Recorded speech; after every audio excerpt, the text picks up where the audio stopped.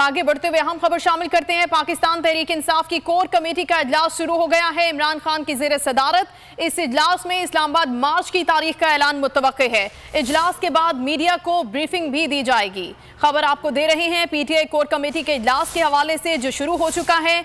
इमरान खान की ज़ेर सदारत आज के इस इजलास में इस्लामाबाद मार्च की तारीख का ऐलान मुतवक्के है और मीडिया को ब्रीफिंग भी दी जाएगी। पीटीआई कोर कमेटी का इजलास इस वक्त शुरू हो चुका है। पेशावर में ये इजलास हो रहा है। इमरान खान की ज़ेर सदारत आज इजलास में इस्लामाबाद मार्च की तारीख का ऐलान मुतवक्के है। हतमी तारीख का ऐलान किया जाएगा और इसके बाद मीडिया को भी इस हवाले से आगाह किया जाएगा। इमरान खान ने पहले से कॉल दे रखी है कि पेशावर में जो आज का इजलास होना है उसमें हतमी तारीख का ऐलान किया जाएगा, लेकिन कारकुन इस्लामाबाद मार्च की, लॉन्ग मार्च की तैयारी पूरी रखें।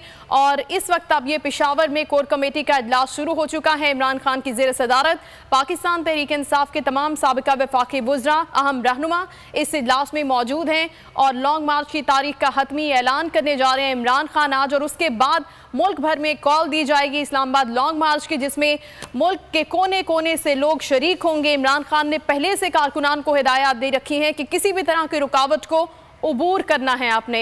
आसिफ शकूर हमें इस हवाले से मजीद आगाह करेंगे। जी आसिफ, बताइएगा, आज एक तो तारीख का ऐलान हतमी तौर पर कर दिया जाएगा, कब तक ये प्रेस ब्रीफिंग देंगे? देखिए, अभी तो कोर कमेटी का इजलास जो है वो जारी है और इजलास की जो सदारत है वो साबिक वज़ीर-ए-आज़म इमरान खान जो है वो कर रहे हैं।